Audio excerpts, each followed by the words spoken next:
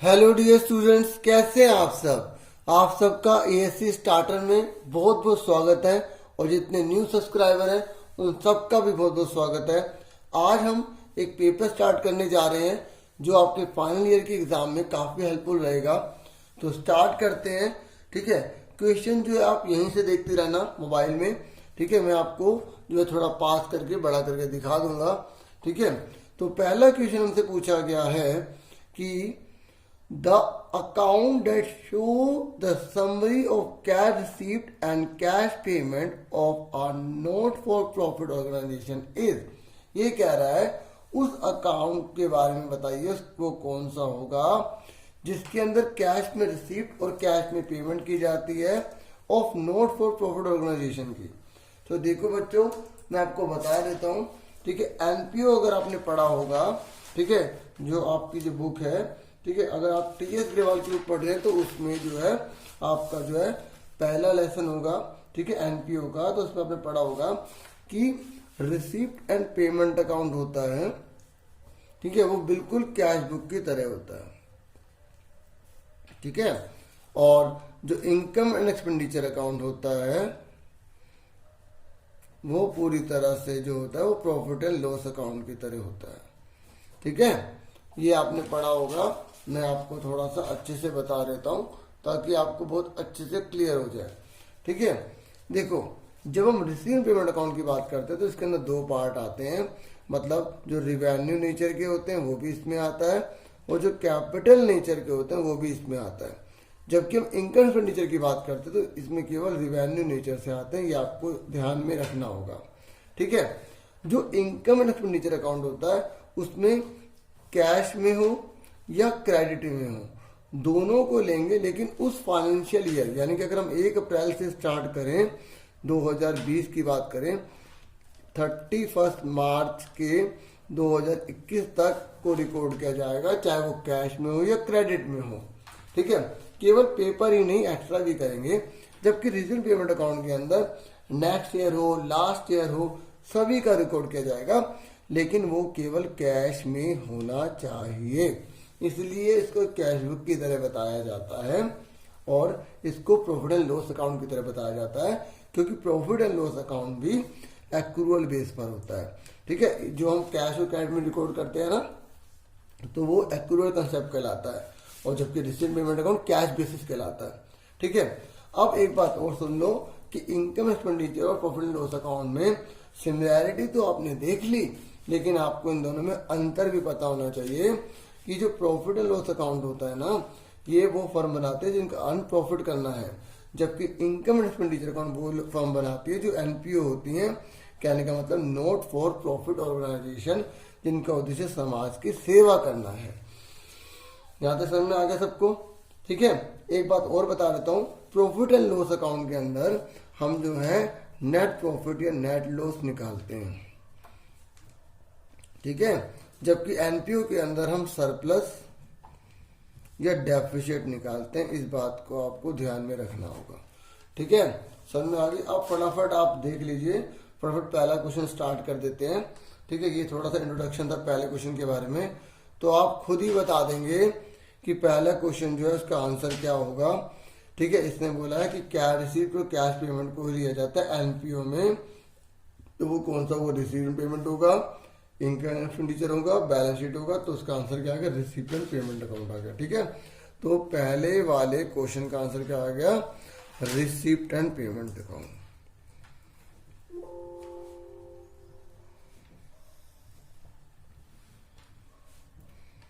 ठीक है, अगर आपको अच्छा लग रहा हो तो प्लीज सपोर्ट कीजिए, जितना हो सके प्लीज शेयर कीजिए। ठीक है, प्लीज सपोर्ट कीजिए, मोटिवेशन मिलेगा, फिर ऐसी वीडियो लाने के लिए बहुत ज्यादा एक्साइटमेंट हो जाएगी, बहुत ज्यादा मोटिवेटेड हो जाऊंगा। व्यूज कम होंगे, ठीक है, लाइक कम होंगे तो फिर मन नहीं करेगा। ठीक है, अब स्टार्ट कर देते हैं सेकंड क्वेश्चन पे।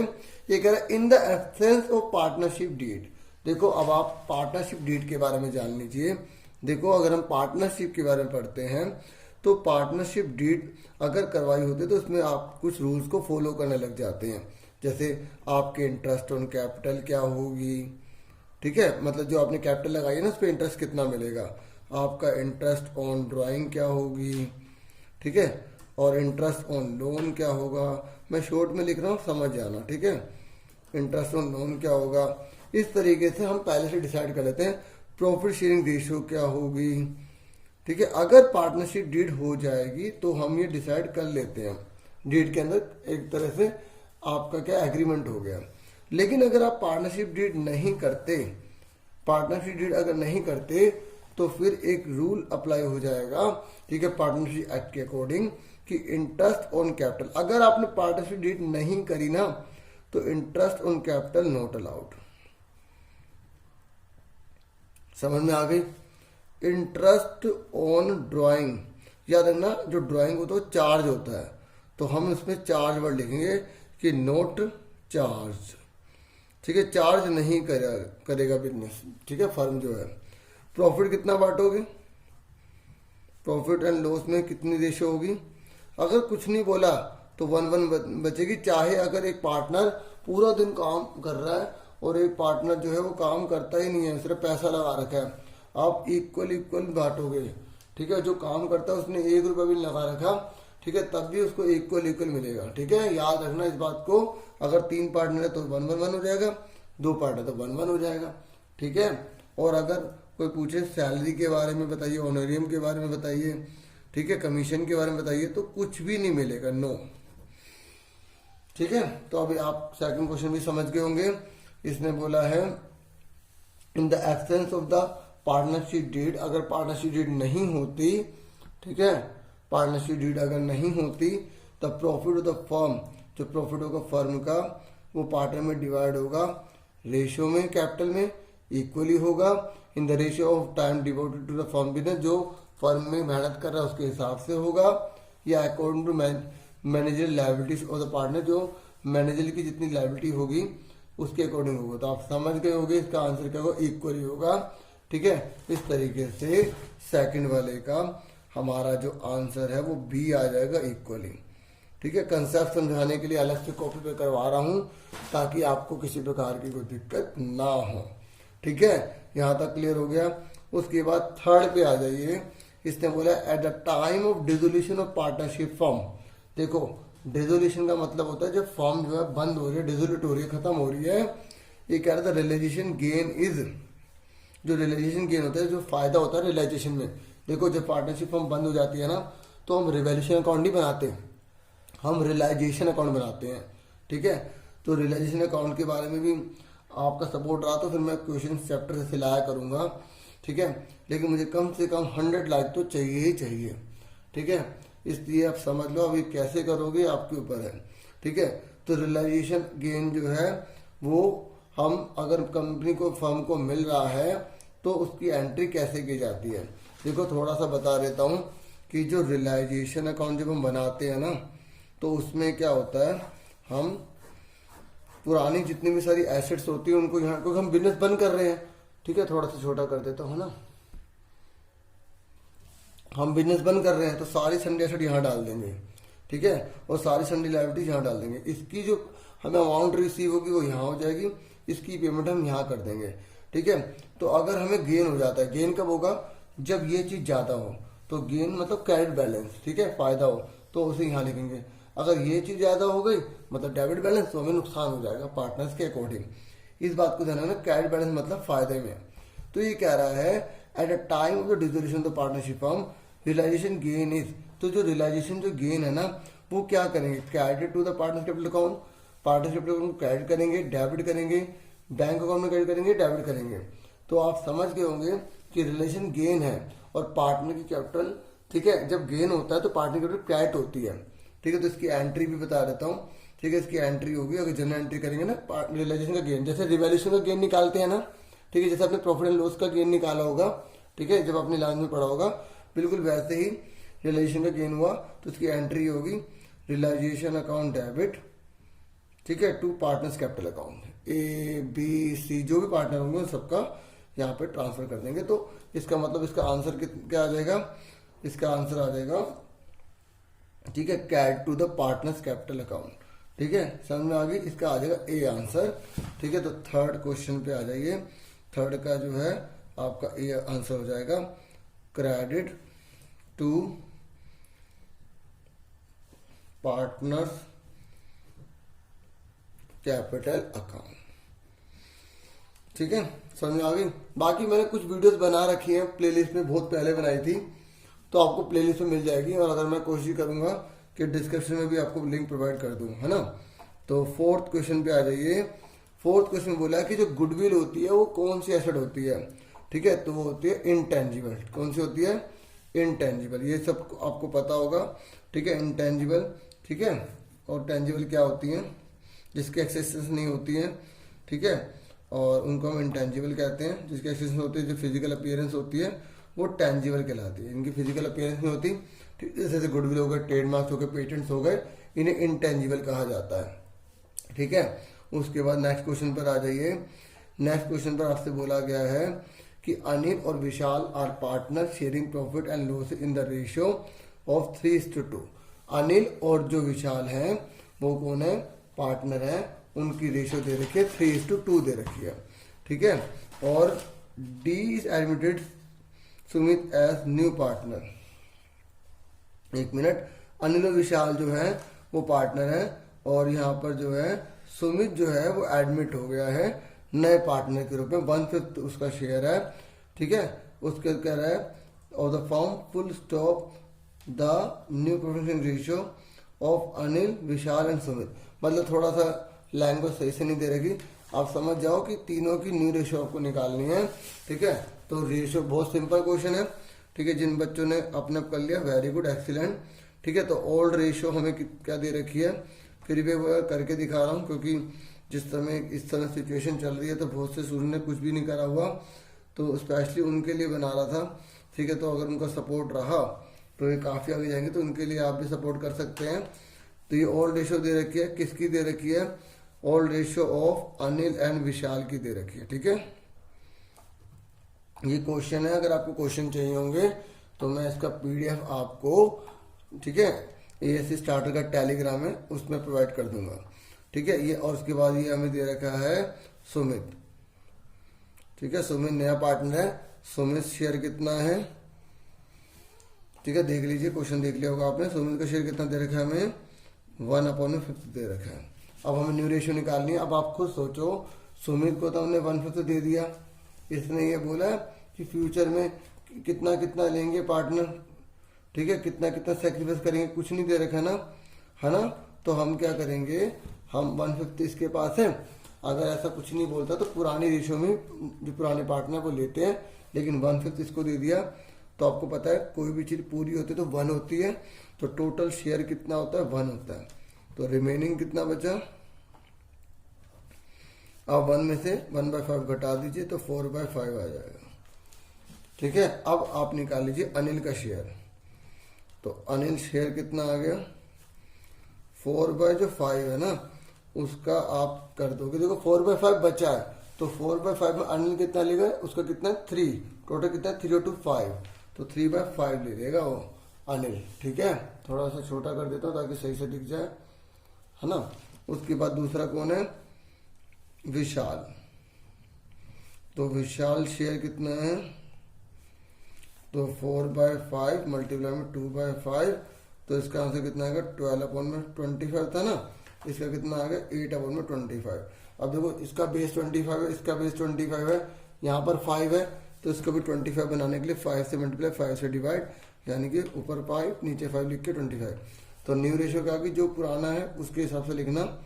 ठीक है, तो न्यू रेशियो अनिल पहले, तो अनिल 12, फिर उसके बाद विशाल, और फिर न्यू पार्टनर कौन है? सुमित, तो 5। तो न्यू रेशियो कितनी आ गई? ये आ गई। ठीक है, क्लियर हो गया आप सबको। तो इसने पूछा था कि अब चारों में से कौन सा ऑप्शन करेक्ट होगा, तो 12, 8, 5 ये आ गया, 12, 8, 5। तो हम यहाँ पे लिख देंगे क्वेश्चन नंबर 5 के बी में 12:8:5। ठीक है, यहाँ तक आपको क्लियर हो गया 5 क्वेश्चन तक। उसके बाद छठे क्वेश्चन पर आ जाइए। तो छठे में बोला वैभव और विभोर our partners sharing profit and losses in the ratio 2:1। Amit, उसके बाद admit Sumit into partnership and the new profit ratio 2:1। the extract of the balance sheet of the admission of the Sumit. Balance sheet ये हमें दे रखी है। ठीक है, गुडविल की amount दे रखी है। अब ये कह रहा है गुडविल का ट्रीटमेंट कैसे करोगे। जब भी देखो कोई पार्टनर एडमिट होता है, रिटायर होता है, तो हमें एडजस्टमेंट एंट्री पास करनी है। ठीक है, अगर एडमिशन ले रहा है, ठीक है, अगर एडमिशन ले रहा है, मेरी बात सुनो, अगर वो पैसा लेकर आ रहा है, क्या लेकर आ रहा है, पैसा लेकर आ रहा है, तो फिर उसके हिसाब से करते हैं। लेकिन जो प्रीमियम ऑफ गुडविल होता है, जो न्यू वाली होता है, ठीक है, उसको जो है हम जो है किस में बांटते हैं, सेक्रेटरी गिनिंग रेशियो में बांटते हैं। और अगर पुरानी गुडविल दी होती है तो उसको हमेशा ओल्ड रेशियो में बांटा जाता है।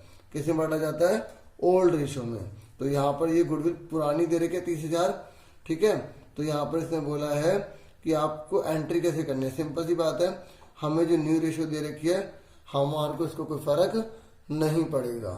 एक मिनट, तो क्योंकि ये बच्चों ओल्ड गुडविल है, चाहे नया पार्टनर आए या रिटायर हो, तो जो ओल्ड गुडविल होती है वो ओल्ड रेशियो में ओल्ड पार्टनर को ही मिलती है। ठीक है, तो इसका आंसर क्या हो जाएगा, debited to the old partners capital in old proficiency ratio. ठीक है, तो इसकी एंट्री जो है अगर आपने पढ़ी होगी तो ये होती है, जितने भी सारे पार्टनर होते हैं उनको डेबिट कर देते थे, ABC टू गुडविल कर देते हैं। ठीक है, ओल्ड गुडविल की बात हो रही है, याद रखना ये हमें बैलेंस शीट के अंदर दे रखी है। ठीक है, अगर ये बैलेंस शीट के बाहर होती, कहने का मतलब है कि जब कोई पार्टनर एडमिट करता है तो उसकी गुडविल देखी होती है तो उसका अलग ट्रीटमेंट किया जाता है। ठीक है, ये कहाँ पे गुडविल है, एसेट के अंदर है। तो आप ये ध्यान से सही करना, कई बच्चे जल्दबाजी में गलत कर देते हैं। तो इसका ये आंसर हो जाएगा, ठीक है, debited to old partners capital account. ठीक है, capital in old proficiency ratio, old profit sharing ratio. ठीक है, उसके बाद आ जाइए बच्चों 7th क्वेश्चन में आपसे पूछ रहा है कि if a partner withdrawn an equal amount at the end of the each month then dash months are considered for interest on the total drawing. तो देखो बच्चों, मैं आपको बता दूं, देखो अगर यहाँ ये तो बोला नहीं कितने साल का, तो पूरा साल का मान लेते हैं। ठीक है, ध्यान समझना।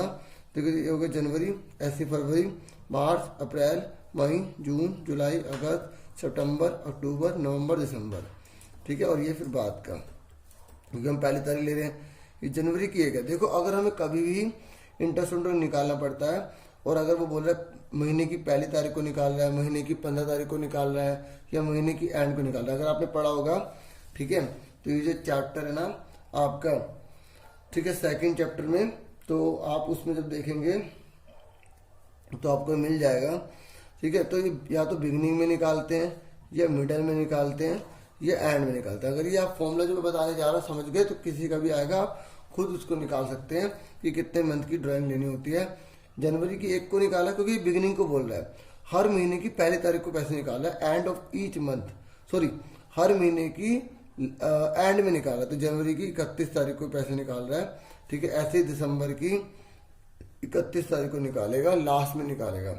ठीक है, तो देखो पूरा महीना बीत गया तो ये आ गया, तब निकाले पैसे, फिर फरवरी का पूरा महीना बीत गया तब निकाले, ऐसे इस तरीके से पैसे निकालता रहेगा।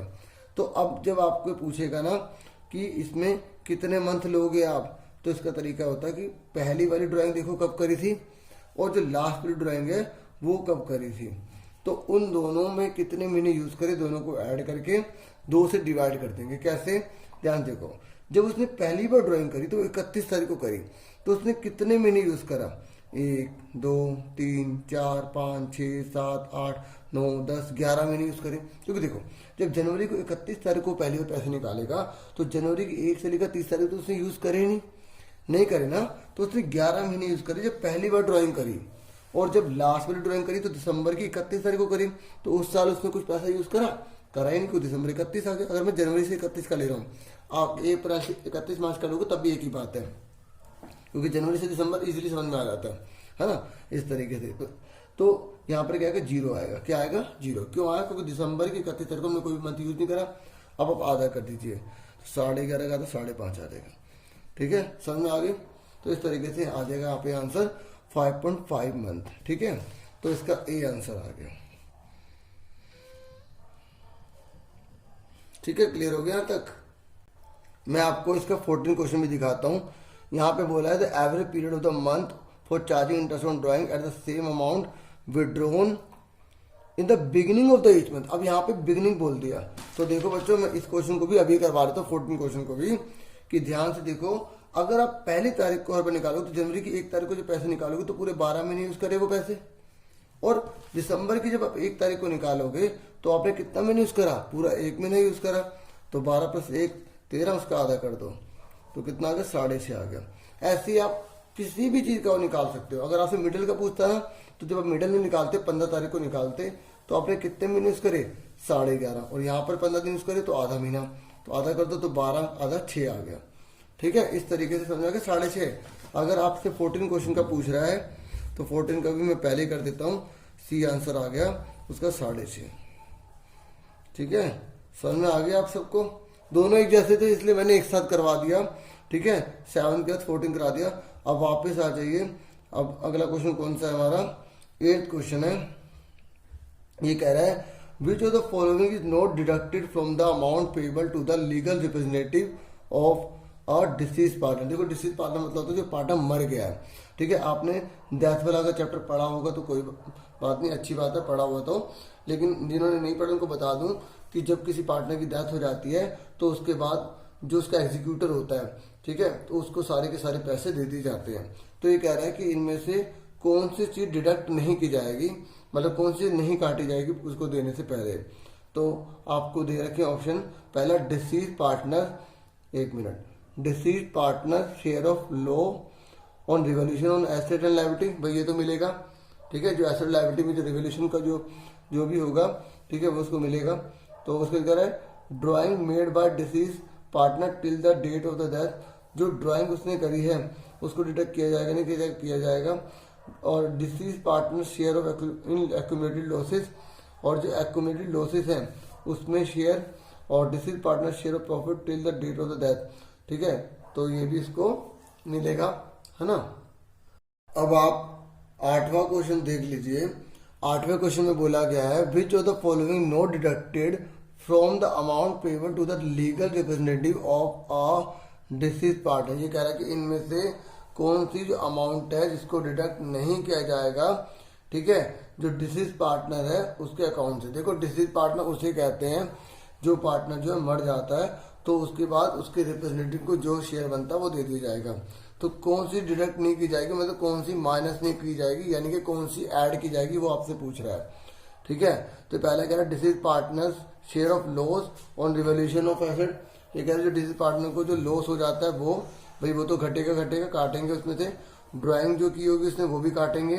ठीक है, disease partner share in accumulated losses, देखो जब एक्यूमुलेटेड गेन में से फायदा मिलेगा तो लॉस भी उसे काटेंगे, ये भी काटेंगे। उसके बाद है disease partner share of profit, भाई प्रॉफिट उसको मिलेगा, काटेंगे थोड़ी। ठीक है, तो ये आपको मिलेगा, इसका मतलब पूछा था कौन सा डिडक्ट नहीं होगा, तो डी आंसर आ जाएगा। इस तरीके से क्वेश्चन नंबर 8 का आंसर क्या हो जाएगा, डी। ठीक है, तो इस तरीके से ये आंसर हो गया। इसे लिख देता हूं मैं, partner share of profit till the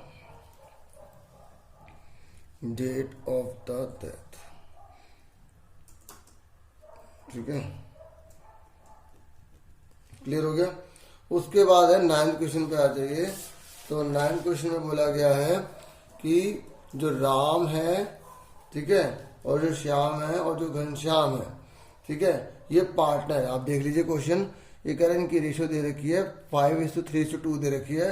Shyam जो है वो रिटायर हो जाता है एंड, ठीक है, द न्यू प्रोविंशियल रेशियो जो है वो राम और घनश्याम की 1:1 है। ठीक है, देखो ओल्ड रेशियो क्या है, ओल्ड रेशियो क्या है बच्चों, 5:3:2 है। किसकी है ये, ठीक है, हम आर एस मतलब श्याम, और तीसरा है घनश्याम। ठीक है, और कौन रिटायर हो जाता है, रिटायर हो गया है यहाँ पर जो है श्याम रिटायर हो गया। ठीक है, श्याम रिटायर्स। ठीक है, उसके बाद न्यू रेशियो क्या आ जाती है, अभी क्वेश्चन पढ़ लेंगे। ठीक है, पहले थोड़ा सा जो डिटेल है वो लिख लेते हैं। ठीक है, राम एंड घनश्याम ये दोनों की दे रखी है न्यू रेशियो। अब पढ़ लेते हैं क्या कह रहा है। ये कह रहा था goodwill of the firm is valued rupees जो है 1 लाख है। जो गुडविल है ना फर्म की, गुडविल ऑफ फर्म वो कितनी दे रखी है हमें, 1 लाख दे रखी है। अब वो कह रहा है कि अब इसको आप एडजस्ट कैसे करोगे। ठीक है, जैसे अब कोई पार्टनर रिटायर हो जाता है तो हमें एडजस्टमेंट एंट्री पास करनी होती है, तो वही बोल रहे हैं कि एडजस्टमेंट एंट्री पास कीजिए। ठीक है, तो हम यहाँ करके दिखा देते हैं पूरा। एडजस्टमेंट एंट्री तो आपको ऐसे पास करनी होगी। ठीक है, ये अपने आप जनरल बना लेना। ठीक है, मैं थोड़ा सा बना रहा हूँ, पूरे बना दिया। बस अब आपको अच्छे से ड्रॉ करके अच्छे से काम करना है।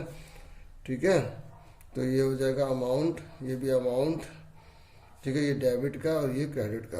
अब आपको एक जनरल एंट्री पास करनी है खाली। वैसे तो ऑप्शन में टिक करने वाला है। ठीक है, तो आपको ऑप्शन में टिक करना है। अगर आप करके दिखा दोगे तो कोई टीचर आपको कुछ कहेगा नहीं। ठीक है, तो बच्चों जब हमें ओल्ड रेशियो और न्यू रेशियो दी होती है तो हमें जब कोई पार्टनर रिटायर होता है तो हमें कैसे फॉर्मूले को अप्लाई करना पड़ता है, न्यू माइनस ओल्ड करके। ठीक है, तो पहला कौन है, राम शेयर। तो भाई न्यू कितना है राम का, 1/2। ठीक है, आप देख सकते हैं 1 है।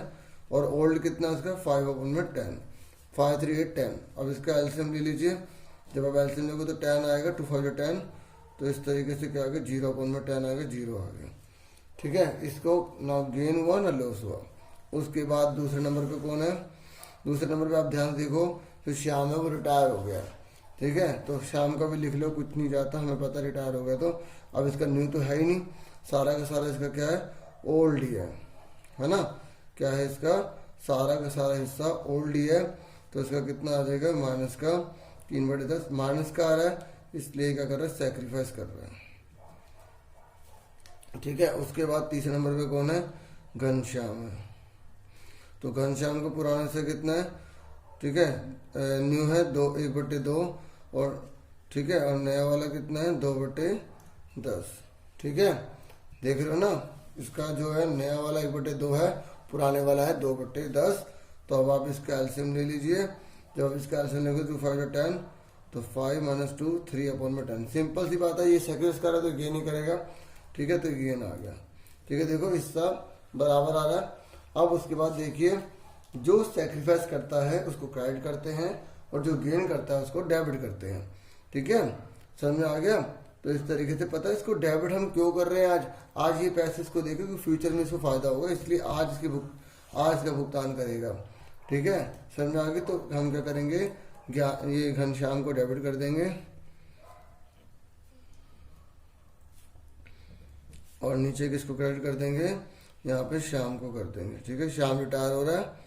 ठीक है, कहीं ये लिखते नहीं, मैं इसलिए लिख देता हूँ बच्चों को किसी को कंफ्यूजन हो, हमें पता है रिटायर हो रहा है। ठीक है, इस तरीके से कंपैरिजन में रहता है। अब बीइंग लिख देना, being adjustment entry pass of goodwill. ठीक है, तो अब हम गुडविल कितनी थी क्वेश्चन में, ठीक है, 1 लाख रुपए थी। कितना है, 3/10 आ रहा है। कितना आ रहा है, 3/10। तो 3/10 कितना हो, 30,000 रुपये हो गया। तो यहाँ पर 30,000 और यहाँ 30,000 होगा। ठीक है, निकाल लोगे ना, 3/10 करो, 1 लाख का। तो इस तरीके से हमारा 30,000 आ गया। ठीक है, इस तरीके से प्लीज़ चैनल को जरूर सब्सक्राइब करें, जरूर लाइक करें। ठीक है, इतना तो बनता ही है ना। अब आप देख लीजिए कौन सा आंसर का करेक्ट होगा। घनश्याम डेबिट है, श्याम क्रेडिट है। तो घनश्याम डेबिट है, ठीक है, और 30,000 रुपये। और यहाँ लिखा है डेबिट है श्याम, तो हमें पहले घनश्याम को देखना है, घनश्याम डेबिट है, ठीक है। और राम तो आएगा ही नहीं, राम भी नहीं आएगा। ठीक है, इस तरीके से श्याम को डेबिट करके गलत है, और इस हिसाब से हमारा आंसर सी हो गया। ठीक है, सी ऑप्शन इज करेक्ट। ठीक है, लिख दूँ, लिख देता हूँ 9th का सी। ठीक है, ऑप्शन जो है करेक्ट है। पूरे डिटेल लिखना, मैं सिर्फ यहाँ पे करेक्ट लिख रहा हूँ। ठीक है, अब आ जाइए 10th क्वेश्चन पर। फटाफट 10th क्वेश्चन देख लीजिए। ये तो आपने नोट कर लिया होगा अच्छे से, है ना। और उसके बाद आगे देख लीजिए। अच्छा, स्क्रीनशॉट लेना चाहते तो आप ले लीजिए, क्योंकि थोड़ा बड़ा क्वेश्चन था, है ना। ये देख लीजिए, ले लिया होगा आपने। अब आगे देखो, 10th क्वेश्चन है। ये कह रहा है राम और सुधा ये पार्टनर है in the firm sharing profit equally. इनकी फिक्स कैपिटल है बच्चों, क्या है, इनकी फिक्स कैपिटल है। और was to be like and 1 lakh है, तो हम लिख लेते हैं जो जो हमें दे रखा है साथ के साथ लिख लेते हैं, इससे क्या होता है टाइम बच जाता है। ठीक है, राम और सुधा हमें 2 पार्टनर दे रखे हैं। ठीक है, इनकी जो है ओल्ड रेशो हमें दे रखी है 1:1 दे रखी है, इक्वली लिखा हुआ है। ठीक है, इक्वली लिखा हुआ है। फिक्स कैपिटल कितनी दे रखी है, फिक्स कैपिटल। ठीक है, देखो वास टू बी लाइक एंड यहाँ पे कैपिटल दे ही नहीं रखी इसकी, सिर्फ दूसरे वाले की दे रखी है 1 लाख। ठीक है, मैं आपको करेक्शन करवा देता हूँ। ठीक है, जो राम है ना उसकी जो कैपिटल है वो 2 लाख दे रखी है। ठीक है, इस क्वेश्चन को करेक्ट कर लेना। और जो दूसरा है हमें कौन है, सुधा, तो सुधा की हमें 1 लाख दे रखी है, इसको करेक्ट कर लेना। ठीक है बच्चों, तो यहाँ तक आपको क्लियर हो गया।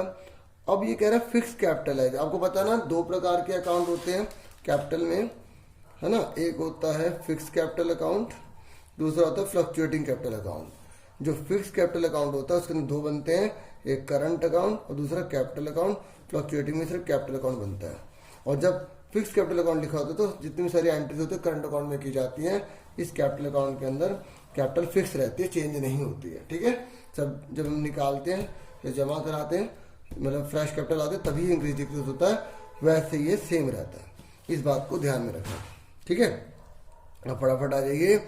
तो आपसे 10th क्वेश्चन में आपसे पूछा क्या है, ये कह रहा है द पार्टनरशिप डीड कहती थी कि इंटरेस्ट ऑन कैपिटल 10% मिलना चाहिए। देखो इंटरेस्ट ऑन कैपिटल इन्हें मिलना चाहिए, यानी कि चैप्टर नंबर 2 का क्वेश्चन होगा पास्ट एडजस्टमेंट वाला। ठीक है, पार्टनरशिप कहती थी कि इंटरेस्ट ऑन कैपिटल मिलना चाहिए 10%।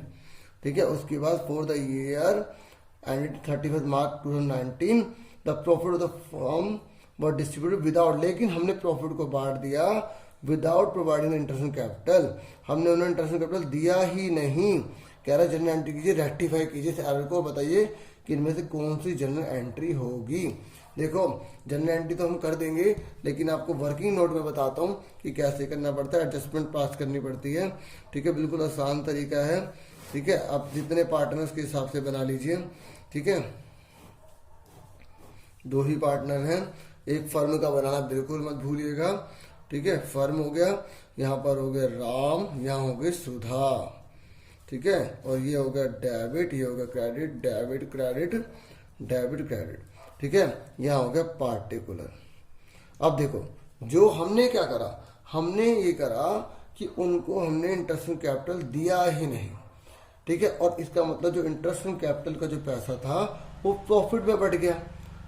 ठीक है, अब आपको क्या करना है, जो प्रॉफिट में बटा उसे वापस लेना है, इंटरेस्ट ऑन कैपिटल में देना है। तो हमें ये तो पता नहीं है कि कितना प्रॉफिट में बटा है, तो इंटरेस्ट ऑन कैपिटल से पता लगाएंगे। किससे पता लगाएंगे, इंटरेस्ट ऑन कैपिटल से। तो जो इंटरेस्ट ऑन कैपिटल मिलनी चाहिए उन्हें आप लिख दो, अब मिल जाएगी। इंटरेस्ट मिलनी चाहिए तो क्रेडिट होगी, क्या होगी, क्रेडिट होगी। ठीक है, तो इंटरेस्ट कैपिटल कितनी है, 10% है, थोड़ा छोटा कर देता हूँ ना, तो 10% लगाइए, कितना हो गया, इसे 20,000 मिलनी चाहिए, इसे 10,000 मिलनी चाहिए। ठीक है, और 20 से 10 कितना हो गया, 30,000 हो गया। ठीक है, ये फर्म डेबिट मतलब फर्म देगी 20 और 10 30। ठीक है, लेकिन फर्म ने क्या करा, ये जो 30,000 रुपये हैं ये किस में बांट दिए थे, प्रॉफिट में बांट दिए थे। किसमें बांट दिए थे, प्रॉफिट में। तो जिस चीज में बांटे होते उसे फर्म वापस ले लेती है, तो आप लिखोगे wrongly debited, wrongly credited in profit. हमने रोंगली क्रेडिट कर दिया प्रॉफिट में, तो वापस ले लेगी फर्म 30,000 रुपये। किस में लेगी आप बताओ, इनकी रेशियो कितनी है, इनकी रेशियो 1:1, तो फर्म इनसे वापस ले लेगी 15,000 रुपये। ठीक है, क्योंकि हमने इनको प्रॉफिट के रूप में बांट दिया था। ठीक है, किसमें बांट दिया था, प्रॉफिट के रूप में बांट दिया था। ठीक है, तो हमने इनसे क्या करा, वापस ले लिया। अब हमने इनसे 15,000 30,000 वापस ले लिए, तो फर्म ने क्या करा, 30,000 रुपये दे दिए, कैपिटल में बांट दिया। देखो जब भी कोई गलत हो जाता है ना, तो हमें क्या करना पड़ता है, रिवर्स करना पड़ता है। गलत क्या हुआ, प्रॉफिट गलत बटा है। अब हमें कैसे पता कितने रुपए गलत बटे हैं, तो ये हमने इंटरेस्ट ऑन कैपिटल से पता लगाया कि भाई इसको 20 मिलने चाहिए थे, इसको 10 मिलने चाहिए, 30,000। तो 30,000 अगर हमने इंटरेस्ट में कैपिटल नहीं दिए, तो इसका मतलब वो जो 30,000 रुपये है, वो 30,000 रुपये हमने किसमें बांट दिए, प्रॉफिट में बांट दिए। तो हमने 15 वापस ले लिया। डेबिट का मतलब वापस ले लेना। अब देखो अगर हम राम की बात करें तो इसको मिलने कितने चाहिए थे 20, मिल कितने गए 15, तो इसको कितने कम मिले हैं 5। तो जो बड़ी रकम है उसके नीचे ही लिख लो, ठीक है। कैट मतलब मिलने चाहिए। ऐसे ही सुधा ये बड़ी चालाक निकली, ठीक है। इसने जानबूझ के क्या पता किया हो कि भाई इंटरेस्ट ऑन कैपिटल जो है बांटते नहीं है, प्रॉफिट में बांटेगा तो 15 मिल जाएगा, लेकिन सच सामने आता ही आता है, सच्चाई की हमेशा जीत होती है। तो 15,000 रुपये इसको, ठीक है, इसको मिलने थे 10, 15 मिल गए तो वापस ले लिए। तो अब इसकी आ जाओ एंट्री, जनरल एंट्री क्या होगी, ठीक है। जनरल एंट्री बताइए क्या होगी। देखो डेबिट कौन हो रही है सुधा, ठीक है, तो सुधा डेबिट कर देंगे, टू क्या कर देंगे राम। कितने रुपए से आएगा 5,000 से। तो अब आप मुझे बताइए इनमें से कौन सा आंसर सही होगा। अब एक बात सुन लो, देखो यहाँ पर करंट अकाउंट ही लिखेंगे, क्या लिखेंगे करंट, सुधास करंट अकाउंट, या तो सुधा लिखोगे सुधास करंट अकाउंट, ठीक है। करंट अकाउंट को लिखो। जब भी फिक्स कैपिटल होती है तो मैंने अभी आपको सब समझाया था कि फिक्स कैपिटल होती है ना तो हमें करंट अकाउंट में सब कुछ डालना पड़ता है। तो कई बच्चे यहाँ पर ना कैपिटल लिख के आ जाते हैं तो गलत हो, या तो आप नाम ही नाम लिख दो, लेकिन या लिखो Sudha's capital Ram's, sorry Ruda's current account Ram's current account. क्यों, क्योंकि यहाँ पर फिक्स कैपिटल अकाउंट है। अब इस हिसाब से कौन सा आंसर सही हुआ 5,000। देखो सुधा डेबिट है, हाँ डेबिट है। यहाँ पे राधा, राधा तो यहाँ थी ही नहीं। इंटरेस्ट कैपिटल ऐसे करना नहीं, प्रॉफिट एंड लॉस ऐसे होगा नहीं, बस एक ही है, पहला आंसर करेक्ट है। तो इस हिसाब से 10th क्वेश्चन का हमारा कौन सा आंसर आ गया, ए ऑप्शन इज करेक्ट, ठीक है। अब एक पार्ट मैंने आपको 10 तक क्वेश्चन करवा दिए हैं, ठीक है। 11वां भी करवा देता हूं। 11वां देख लीजिए। 11 बोला है कि इसमें से कौन सी अलग है, sacrificing ratio, new profit ratio, treatment of goodwill, realisation account. देखो ट्रीटमेंट ऑफ गुडविल निकालने के लिए हमें सैक्रिफाइसिंग न्यू प्रोफिट रेशियो की आवश्यकता पड़ती है, जबकि जो रियलाइजेशन अकाउंट है उनका इनसे लिंक नहीं है। तो इसमें ऑड वन आउट कौन सा हो जाएगा, ठीक है। ये डिसोल्यूशन से रिलेटेड है ना, तो ये इसमें आ जाएगा रियलाइजेशन अकाउंट, ठीक है। यहाँ तक समझ में आ गया सबको, रियलाइजेशन अकाउंट आ गया। अब बाकी जो बच्चे क्वेश्चन बचे हैं हम आपसे नेक्स्ट वीडियो में शेयर करेंगे, ठीक है। अब आपका रिस्पॉन्स देखना है कि कितना आता है। अगर रिस्पॉन्स बहुत अच्छा रहा तो मैं जल्दी ही वीडियो लेकर आऊंगा, ठीक है। बाकी आप कमेंट करके जरूर बताइएगा आपको कैसा लगा, ठीक है। फिर मिलते हैं एक नए वीडियो में, अपना पूरा ध्यान रखना। हाँ, इसका स्क्रीनशॉट लेना चाहते हैं तो आप ले सकते हैं, ठीक है। और प्लीज वीडियो को लाइक जरूर करें, और आपसे फिर मिलते हैं एक नए वीडियो में। Thank you for watching and listening carefully. Take care dear students.